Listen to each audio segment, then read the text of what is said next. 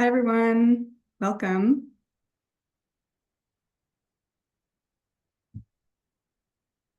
We're just going to let the Zoom room fill up and then we will get started shortly.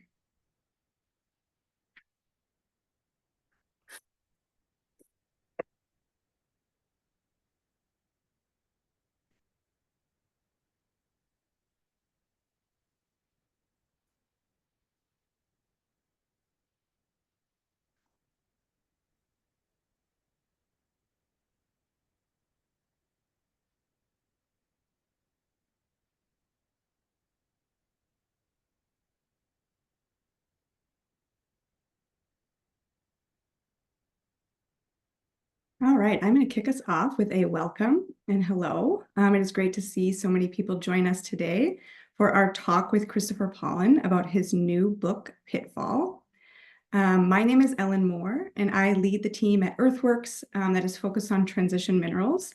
And I'm also serving as the interim co-director of the mining team. Earthworks is a nonprofit organization that works to protect communities and the environment from the adverse impacts of extractive industries while promoting sustainable solutions. We're very pleased to be co-sponsoring this webinar with our friends at Mining Watch Canada. I'd like to introduce Christopher Pollon. Christopher is a freelance journalist who reports on the politics of natural resources, focusing on mining, oceans, and energy. His work has appeared in dozens of publications, including National Geographic, The Guardian, Vice, The Globe and Mail, and Mother Jones.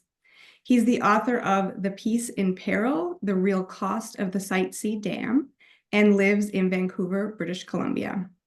You can learn more at his website, which is chrispollon.com.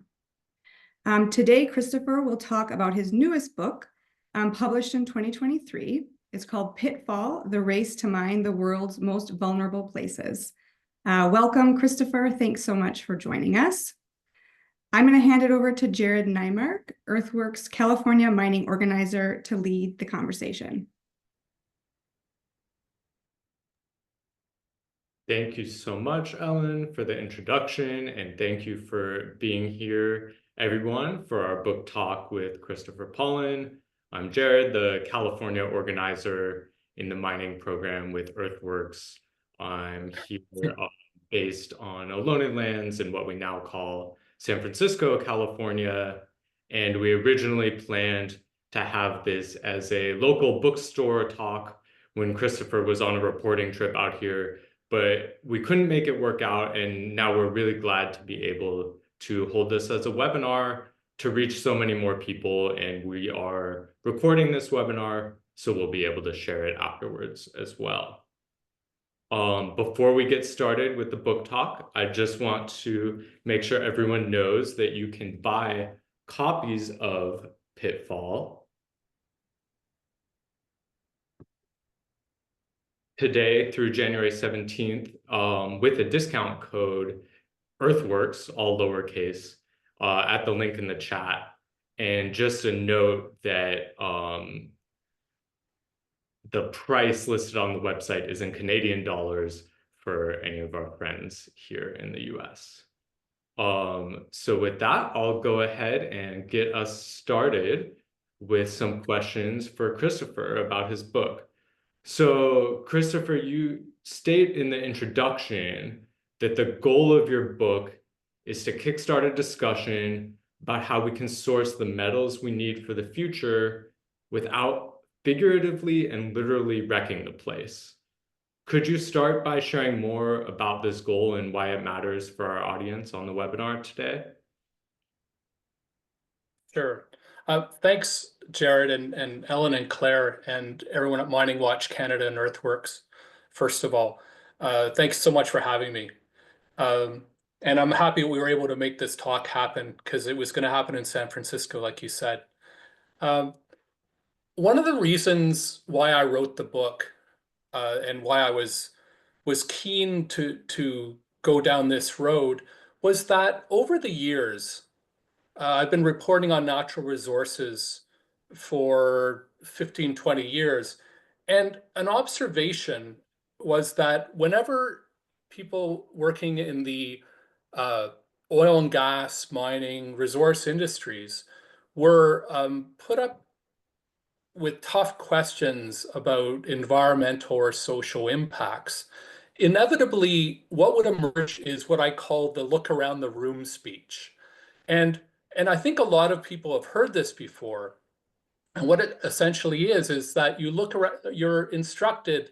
So the conversation kind of ends about whatever the issue is, and you're instructed to look around your room and basically report back on whatever is in your room that is not either the idea being whatever isn't grown is mind. And the rhetorical strategy is highly effective, but it also, the subtext of that is that if you rely on mining or oil and gas, uh, you need to be quiet or go live in a cave. And so, and that effective strategy happens a lot. And so what I, over the years, have really come to think about is that if I rely on mining, oil and gas for a lot of my comforts, as our civilization does, and it's a fact, we need mining, and we need energy. If I rely on that for my quality of life and all the inputs that make comforts possible, it becomes my, not only my business, but my responsibility to understand where this stuff comes from and at what cost it comes from. And so one thing is that mining currently, and that I find a bit disturbing, is that it's a little bit, given its importance to our lives, it's invisible. And I attribute that to a certain degree to the fact that, unlike, for example, gasoline, which is a commodity that most of us will have a direct relationship with, as in buying it, people are always aware of the cost, of the price. Even the geopolitics of it is kind of top of mind. But mining, which is something that's just as important, is absolutely invisible. And in some ways, it's willful blindness. In some ways, it just doesn't feel relevant. And if my book has an objective or a goal, it's to make a general readership more aware and appreciative of how we can start to hold these companies accountable, just by knowing how much we need them. Great. Thank you, Christopher. That really makes me think a lot about how in our work with earthworks, of course, mining is very visible to the people living with the consequences and on the front lines of it, but it's more invisible to the consumers in our society, in the global north, in cities, in richer countries. And so I really appreciate that goal of your book to make some of those more invisible processes visible and expose what's happening with the industry so that we're not stuck with this kind of false solution or false dichotomy of a livable future or endless mining. So before we continue with the future, with the further questions, I just want to remind everyone that we have a Q&A function.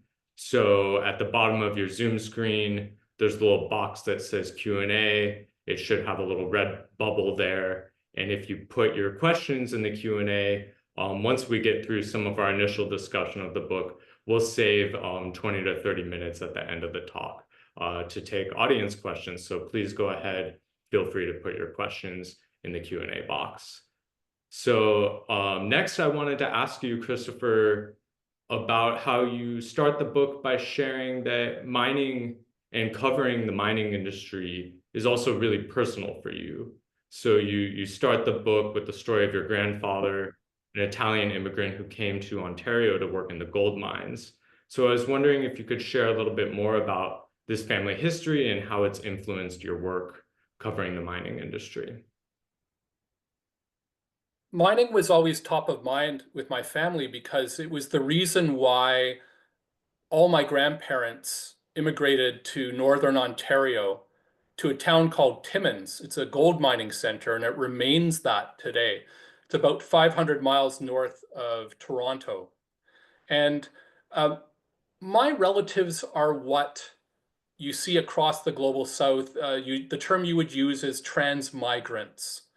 And a lot of the mines that I looked at in my book in the global south have a similar phenomena where a mine is a large capital expenditure. with huge spin-off industries. One of my uncles worked in railroads. One of my grandfathers worked in brewing, uh, which is the mother of all mining supporting industries. Um, and and in the case of my mom's dad, he was an underground miner. He was and he worked in underground gold mines for about 25 years. And he developed silicosis after that period of time. And what happened to him was something that I was able to draw a line directly to when I visited Potosi in Bolivia.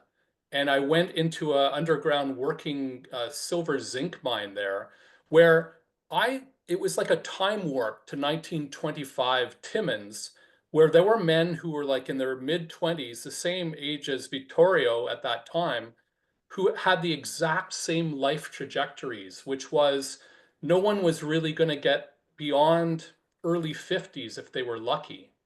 Um, and so, like I said, with the trans migrant situation, even early in the book, like within the first 2 or 3 chapters, we're talking about the Grasberg mine in Indonesia, a bunch of really big mines in Papua New Guinea, Porgera, Octeti.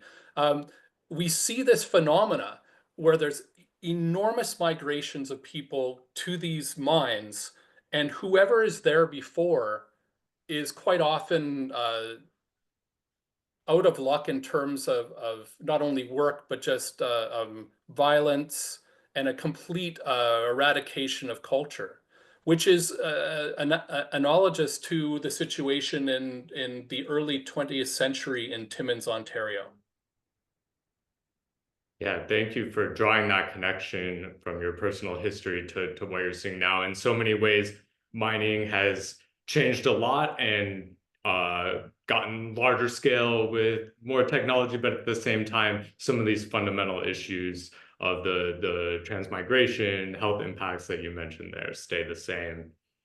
I did want to ask next about part one of your book, which really looks at the history of the development of the modern mining industry through several case studies in different countries.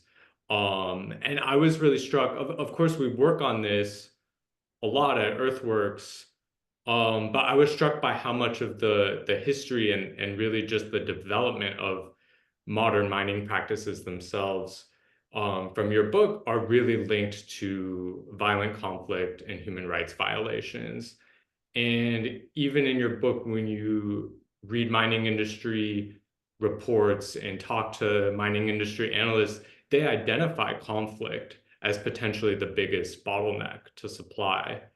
So I was wondering, in working on this book, did you find any successful examples of how to hold mining companies accountable for their links to and cause of violence and human rights violations? And is there a path forward that you see to help prevent that kind of conflict in the future? Uh, So I think you're right that scarcity was long. When we talk about bottlenecks for how we're going to get the metals we need, historically, scarcity, I think, was what we perceived as the biggest bottleneck. And I think in recent years, we've come to see the reality that social license will be the greatest bottleneck, particularly in the global south, where a lot of the so-called critical battery metals are said to reside. Um, I think when I was writing the book, I was thinking of ways to try to explain what social license was, that term, to define that term, because it's jargon and not everyone knows what that means, what that term means. And then one night I was watching a rerun of the highest grossing Hollywood film of all time, and it was like, okay, that's it. And I was watching Avatar, and the plot of that movie is ripped out of the headlines. Um, and it's essentially the story of what happens when a mining company does not have social license to operate. And so the ingredients in the conflict were that there was a mineral called unobtainium that was worth like $20 million a kilo. And but there's an indigenous community that doesn't, at one point the mine manager is ranting in the movie that, we taught them English, we built a school, but they still don't seem to want anything that we can offer. And um, and it really, I felt like it was ripped out of the headlines, and it was a way to communicate that concept that's so important. That if a community doesn't want a mining company operating there, and it brings up the questions about free and prior informed consent. These are an UNDRIP. These are modern discussions that are happening that are still. I feel like we're still a bit in the wilderness with this, as far as honoring FPIC and those kinds of things. Um, Now, maybe just to talk a little bit about where there's been success. Um, I think that the court system does provide some recourse. It's an imperfect remedy in a lot of cases, but in my book, I draw out examples from Guatemala and from Papua New Guinea, where people that have been harmed and have alleged harms at the hands of mining companies have actually been successful in suing the parent companies at home. The parent companies being that, for example, if you're mine in Guatemala, instead of suing the subsidiary, you can sue the parent company in a in Toronto, for example, in a jurisdiction that might have a much higher likelihood that there isn't judicial corruption, or that you have a fairer opportunity to have your claims heard. And so in Guatemala, there were two cases I looked at that both ended in I guess it was settlements on the part of the company, but which is a victory of a kind. Uh, and the most interesting one currently that exists is in Brazil, where the Samarco partnership of Vale and BHP was responsible for a huge tailings disaster in 2015.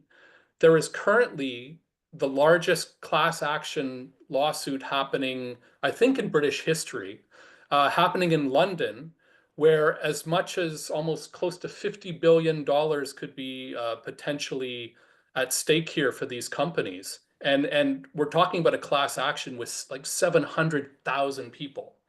So the courts remain an imperfect remedy, but it is an avenue for recourse, and I have found some successes there. Great, thank you. Next, I wanted to ask you a little bit more. Some of the juiciest parts of your book I found were your conversations with characters, executives from the mining industry. And so you talk about the current rush to mine cobalt, copper, and lithium, largely in the global south. And one of the industry characters you cover is Toxic Bob Friedland.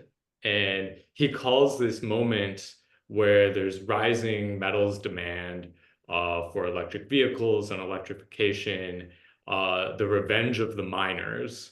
And I was wondering if you could say a little bit more about this narrative that the mining industry is weaving around this current demand for energy transition minerals, and what revenge of the miners means, and what are the implications for communities who are living on the front lines of mining?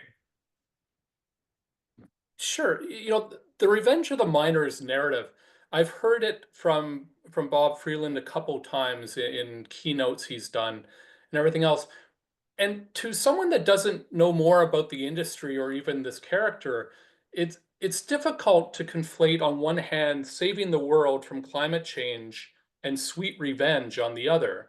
But if you know a bit more about the backstory, was that um, Freeland has had a lot of success as a mining speculator, and the secret to his success, I would argue, is the fact that he's talented in, it's a very dry industry, mining exploration. You're talking about drill results and things that are really boring to think about. And here was Phelan who understood that there needed to be a narrative, there needed to be a story behind it. And one of his early projects that he led, at least for a time, was in Colorado that ended up becoming a Superfund cleanup site. And so he earned this moniker, Toxic Bob, that's followed him around despite his enormous successes since then. And um, I think the narrative of Revenge of the Miners is encapsulated by another quote that I put in the front of my book, and I'll just read it to you. So BlackRock chairman and CEO Larry Fink, he oversees one of the world's biggest fund managers, and they have trillions of dollars. I think over 9 trillion in assets. Uh, and in a letter to the CEOs who his company invests in 2022, he wrote the following: I believe the decarbonizing of the global economy is going to create the greatest investment opportunity of our lifetime. And so, with that quote, you see the situation where mining companies that mine copper and so-called other critical minerals, on one hand, they're positioning themselves as these almost altruistic entities, albeit maybe seeking revenge on some on some level. Um, Altruistic entities on one side, but on the other side, these are for-profit businesses. And if you go to websites of mining companies, you'll read sustainability reports now where you think you've landed on an NGO's page. And one thing I found when I was researching my book was I really felt like the talking points of groups like Earthworks and Mining Watch Canada had pretty much been poached or had been emulated, and in some ways twisted a little bit, like, because the idea that the imperative to transition from fossil fuels to clean energy, it's something that a lot of people agree with. So it's become a very fertile ground for marketing. And the one last thing I would say about that, and it's something I struggle with a little bit, is that you won't find a copper mine that doesn't reference the clean energy transition and copper's rightful role in and as an ingredient, a necessary role in uh, as an ingredient in electrification. Um, but how much of that copper is actually going into batteries, and how much of it will end up being used to make disposable e-waste and everything else that's just going to go straight to landfill? So there's some showmanship there, and I think we just need to be conscious of that, and maybe a little bit wary when some mining companies come asking for regulatory red tape to be lifted so that they can get on with the clean energy transition.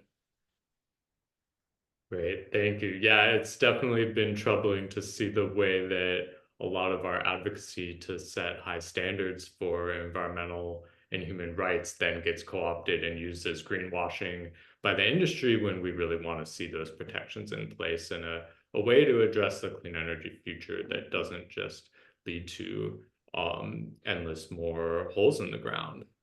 So in part 3 of your book, you look at this future of the mining industry, and there's some pretty out there ideas like deep seabed and space mining.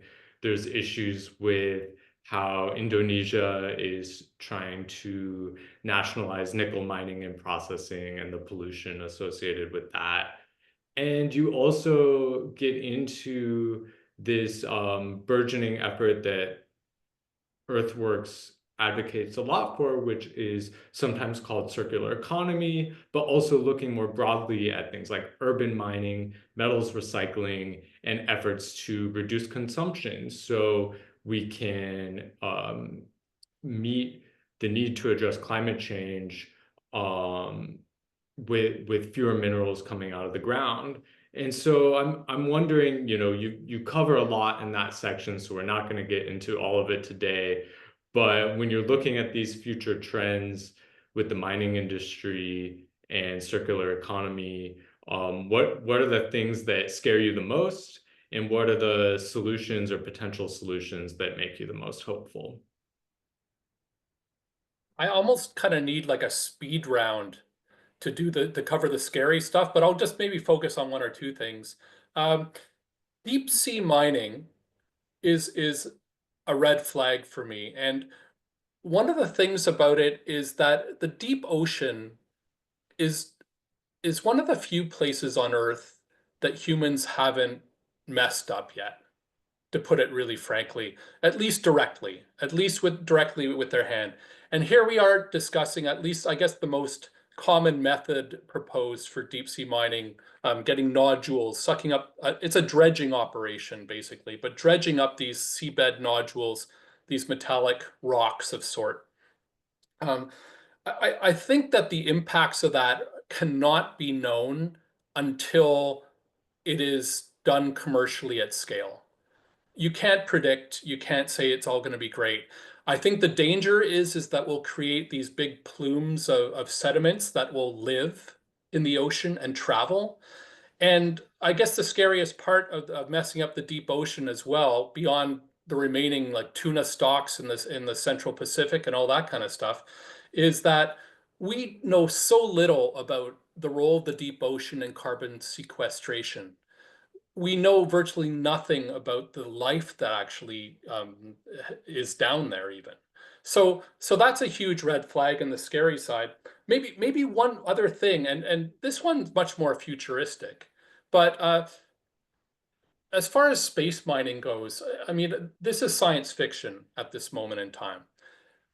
But there is, for example, an asteroid belt between Mars and Jupiter that contains a lot of metal, and these are like asteroids, rocks that are lots of gold, iron, platinum group metals, and they know this to be true. They know it's out there.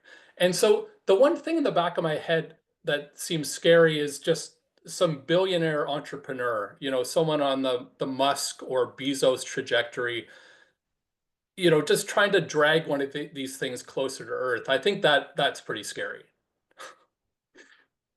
Now, okay, and so on the positive note, something that uh, um, Dave Chambers, I heard him talk uh, uh, a while back, and he was talking about the potential for substitution of metals, and not only metals, but just battery materials. When we're talking about the clean energy transition, and so one thing that gives me a lot of hope is that some of the more damaging commodities, some of the commodities that come at a huge environmental and social cost, you can look at lithium, you can look at nickel, cobalt, great example.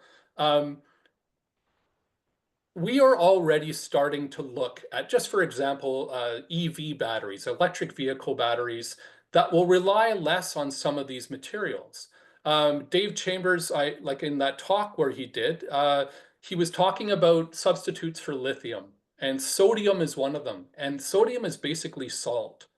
It doesn't combust the same. It's plentiful, and they have a lot of work to do. Obviously, there's also iron phosphate batteries, which are already widely in use for EVs, which don't use cobalt, I believe.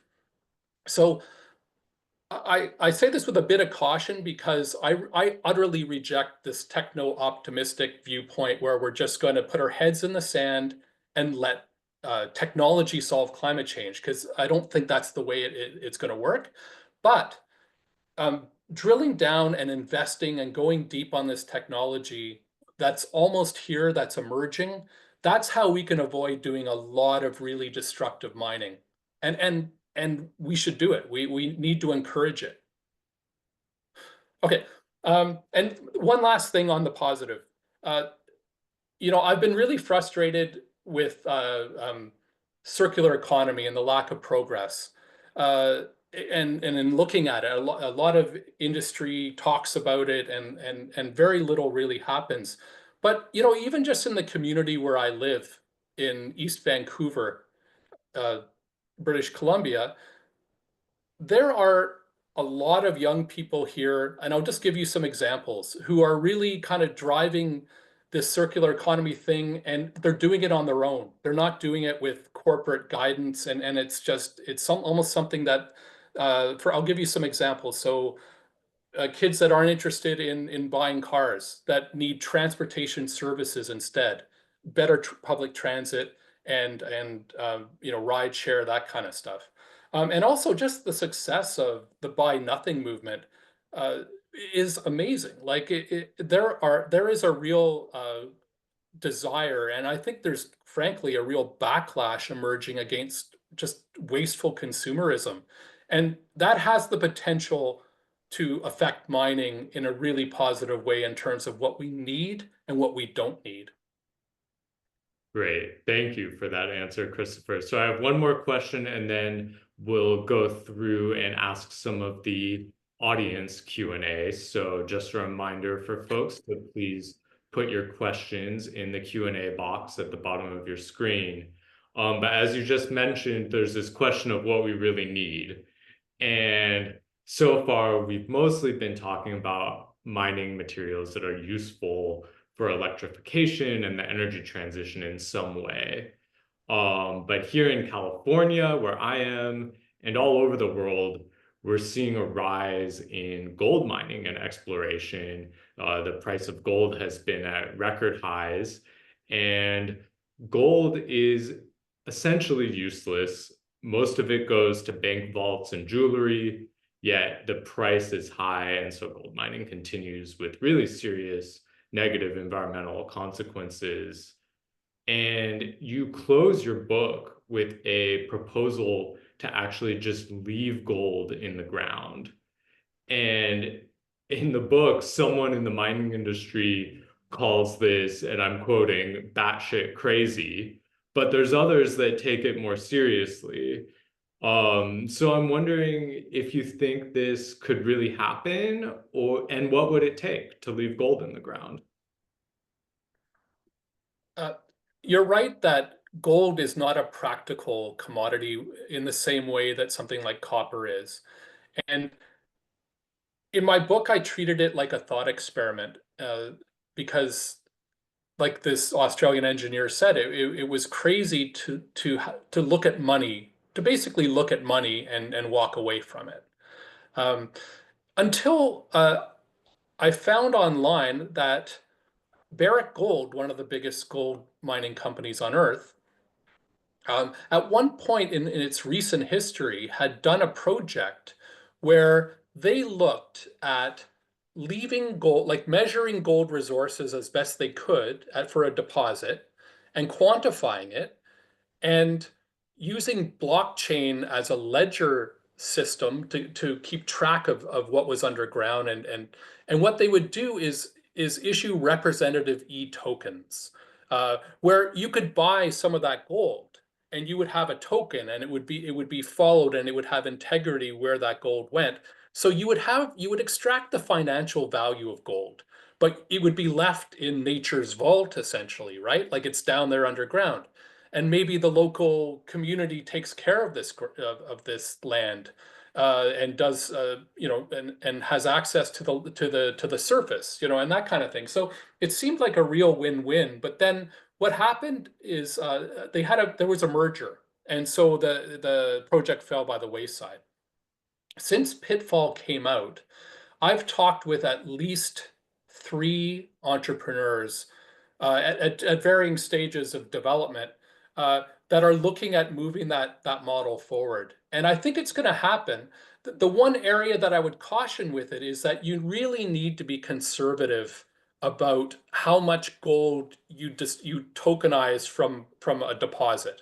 I think you'd need to be very conservative and not and make sure that the system had integrity. But it's being considered in Alaska, and I think there was a gold deposit on the island in Tahiti, where digging an open pit mine is out of the question, where there was talk of tokenizing gold, just for examples.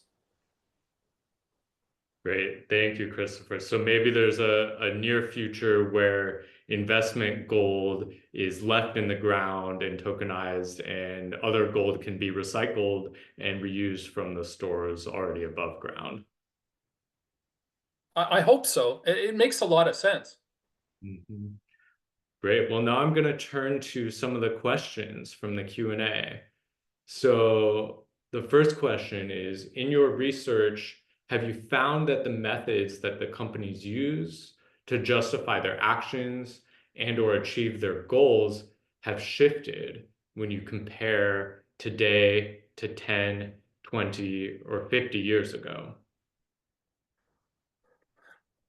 I guess you would have to qualify sort of where the companies are from. And what I mean by that is that one thing for Western mining companies, especially companies that rely on investors, our reputational management is important, and it's actually one of the positive forces that keep companies from doing bad things. And the challenge is that, I know that there's Russian companies and I know there's companies from China where the bar might be a bit lower simply because that same pressure does not exist with the reputational management and just even just plain fear of media and at the wrath of investors. And some of the recent tailings disasters in Brazil, particularly the Brumadinho one, um, there was basically a revolt by investors, and not just investors in those companies, but just investors generally, like pension funds, groups like that, that really spearheaded an effort to improve tailings and how they are managed. And I think in the past we haven't seen that kind of pressure. I think that's something that's changed. And I don't, the changes that came about as a result of that investor pressure, can they go further? I think they could go a lot further. So I'm not going to be too congratulatory, but I think it's positive, and I think activist investing is something that is going to rise, and that's a positive. Great. Thank you. So the next question is on an opportunity or bright spot. So another bright spot highlighted from a participant is the case of El Salvador, which was the first country in the world to ban all metals mining in 2017 after an unprecedented win against a global mining company at the World Bank's investor state dispute settlement. Unfortunately, we have to note that El Salvador's President Bukele just overturned the mining ban. So a bright spot, but a recent dark spot, I guess. So the question is, what do you think about the potential for these kinds of large-scale mining bans, moratoriums, or no-go zones? I think that it can often depend on just which new government comes in, and quite often where the pendulum swings in terms of thinking in terms of governments.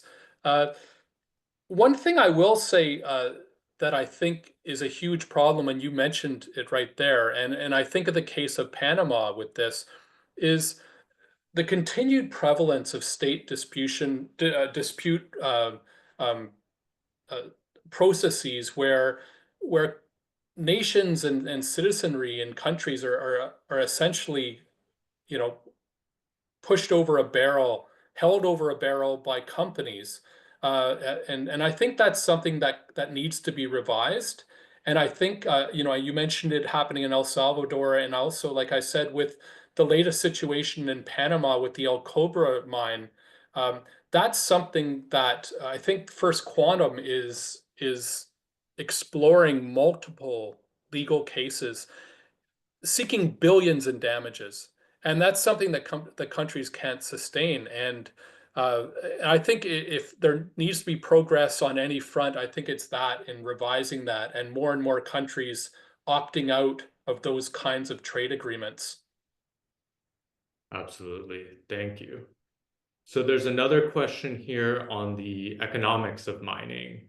I've been struggling to figure out if mining makes money for the public in resource rents, taxes, royalties, etc. Do you think it does or does not? We're often told there's this clear decision between environment and economics, and that economic argument is unassailable.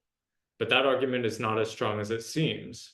How can we help the government or politicians truly understand the risk and costs of mining? I'm not sure if I can provide a very satisfactory reply to that. Um, I think it varies from company to company. It depends where you are in the world. Um, uh, One thing I would say, however, is that I think there needs to be a mechanism for windfall profits in times of a really extraordinary commodities price swings, something that can be turned on and turned off. And I think gold's a perfect example of that right now, where I have to assume that gold mining companies are making a lot of money right now. And so I think that those windfalls need to be shared with communities that will ultimately bear the long-term brunt of a lot of these projects. Got it. And I'll just add too on the question of royalties. That's one of the um, major shortfalls, failures of the 1872 mining law here in the U.S. is that there's no royalties collected from mining on federal lands. And so this economic argument gets called even more into question when you have a lack of royalties, at least here in this legal context, and it differs around the world, but that's a really important question to look further into. So there's also a question about political changes in the US and Canada.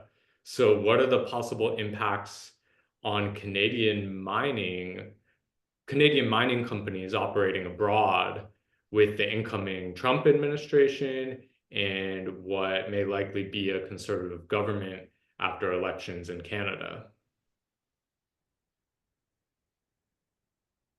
Okay, so maybe start with Canada. If a conservative government comes in, I guess we can expect to see a lot of radical changes uh, to, for example, I think there'd been a lot of disappointment in Canada that the whole situation with creating that international ombudsman sort of role where Canadian companies operating abroad would have to answer for what they do in the global south, especially in jurisdictions where there's laws are more lax or that kind of thing. I don't think, with a conservative government, I don't think we'll see much progress on that. If anything, I don't think we'll see a lot of change there. Uh, the the new Trump administration, it's fascinating on some levels, and also kind of idiotic as well. I mean, a lot of the recent diatribes about Greenland and taking it over. And I think people have to remember, though, that mining plays a huge role in that, um, in even those kind of ad hoc suggestions about taking it over. Um, a lot of the ice caps are melting, and it's opening up a lot of new ground for exploration in that part of the world. And there are a lot of reserves of rare earths, and I don't know what else, but I know there's rare earths there too. And I think, like in my book, I mentioned it in 2018, and it was almost like a like or comedic relief when I wrote about it then. That Trump had just thrown off the cuff, like he floated this trial balloon, like, yeah, he had talked with some exploration companies, and I think that he had been convinced that controlling resources in Greenland was a way to somehow counter and pivot away from China's absolute dominance in battery production and even mining. So there's a lot of fantasy coming from south of the border for Canadian miners looking at things, and yeah, I mean, it won't be boring. And Elon Musk's influence with the government and that role in whether, battery metals will remain a priority, or even things like EV charging all over the states, which I think was a goal of the Inflation Reduction Act. How much of that will survive into Trump with Elon Musk's influence is really going to be fascinating to watch.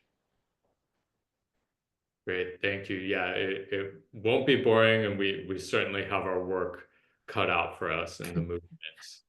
Um, so I also wanted to ask you a question about another conversation in your book with the mining industry CEO, and this is with Ross Beatty, who I was surprised to see in the book echoed calls that Earthworks and our allies have made to reduce metals consumption.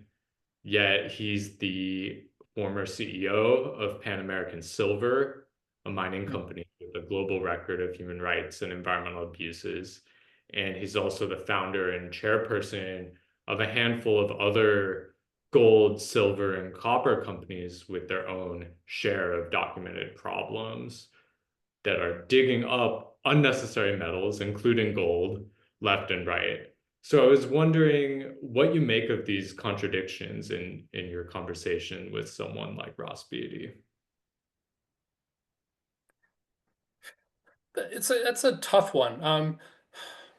Philanthropy is good, I suppose. Um, I think until we come to a place and time where the ultra rich are taxed, or a more fair portion of their assets are taken from them, or through taxation, just what have you.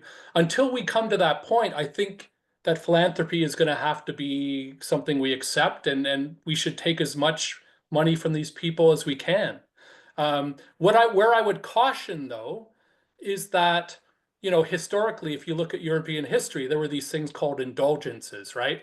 Where the ultra rich, who might have lived unsavory or sinful lives, were able to, invest it, or, give some of their wealth, and kind of get ahead in the queue in purgatory and heaven. I think it's the same idea. We can take money from philanthropists, and the more the better, I would argue, but we can't. You don't get a get out of jail free card, right? It doesn't clean your record.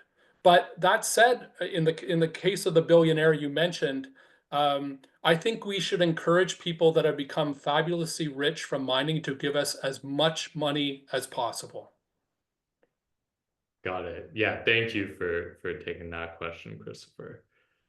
Um, so there's a question next on challenges and contradictions, following up on that same conversation thread. So there's many mining companies that have entire teams dedicated to sustainability and community development, and much of that work involves projects near large-scale mines. And this is undoubtedly better than past practices, which entirely ignored or forcefully displaced these communities. But there are real risks for greenwashing. So, considering that the mining industry is poised to continue growing due to the energy transition, how could we harness the investment in sustainability teams at mining companies to protect those communities and the environment? I suppose it's fine if a mining company helps a community it's operating in. Money for schools, money for healthcare, uh, all those things, provided that the people that were there before explorationists showed up actually want them there. And if a mining company is building health care centers and schools for trans migrants who've been attracted to an area, but a critical mass of the people that are indigenous in the area, or people that have lived there a long time, don't want them there, and there's that social license challenge. Um, I think that's problematic. So there's that duality. I think all of this depends on whether a community wants people there or not, or sorry, they want the mining operation there, and there's trade-offs with that, right? Um, in in Bolivia, I was at a mine that was owned by a Japanese company, and a lot of people in the community spoke very well of the mine. Their kids were going to university, and people were doing well. It was San Cristobal, this mine was called. At the same time, there was a massive tailings dam that was perched really precariously up in this highland area that used to be a watering area for llamas, and now it was this enormous tailings dam. Those are the trade-offs, and a critical mass of people there, at least I was told repeatedly, accepted the mine there and accepted the trade-offs. And so I think it ultimately boils down to what people want where they live. And that's what should rule the day. Yeah, that makes sense. Self-determination of the community, and yeah, too often what we see are those investments not matching the benefits, not matching the scale of the harm, and being, an investment in a small clinic compared to a toxic mess to clean up for generations. That's a hard mismatch. So I appreciate your perspective on that. There's another question. So in your book, you mentioned that if Canadian miners who are trying to develop massive gold mines in the BC, Alaska transboundary region were instead trying to build gold mines in the Andes, they'd be thrown in jail because of Argentina's protection of glaciers and water. Can you talk a little more about this? And do you see any appetite in BC or Canada for standing up for glaciers and salmon in the same way? Funny, I don't recall expressly saying they should go to jail. It sounds like something that Greystone's lawyer might have flagged when I was going through these repeated legal reviews of what I wrote. Because just a quick aside, a huge challenge in getting in writing about mining is getting past the legal threats um the last book that covered similar territory to Pitfall was Canada Noir, by a French Canadian author that was sued by Barrick Gold before it was even published. So I'm not sure if I actually said they would go to jail, um, but it took a lot of tries, I think, in Argentina to actually get a law protecting glaciers. Uh, and I can understand frustration on the part of people in Southeast Alaska, just because in some ways mining in British Columbia never stopped being a Wild West. And there's a lot of ad hocery, and mine projects will pop up, and proposals for large tailings dams will emerge, and it doesn't feel like there's a lot of protections. And the resources of Southeast Alaska, like salmon, which I might make the point that ironically British Columbia relies on a lot of those same stocks because they co-migrate and they come back to BC rivers as well. These are at risk, and um, the sooner we can have rules about what you can do in the Alpine, the better, because British Columbia is projected, we're in northwest British Columbia, where a lot of these proposals are. A lot of mines are in glaciated landscapes, and by 2100, British Columbia is projected to lose about 70% of its glacial ice. What that will do, it'll create an environment where it is dangerous and unstable to even entertain the idea of having a tailings dam, let alone an enormous tailings dam. So I think the people in Alaska are right to be worried, and I think that they have to keep working on the BC government. Great, thank you. Well, with that, we just have a few minutes left, so I'll go ahead and close us out. I just want to say thank you very much, Christopher, for being here to talk about Pitfall with us. And thank you very much to all the webinar participants for the great questions today. And thank you, of course, to Mining Watch Canada for co-sponsoring.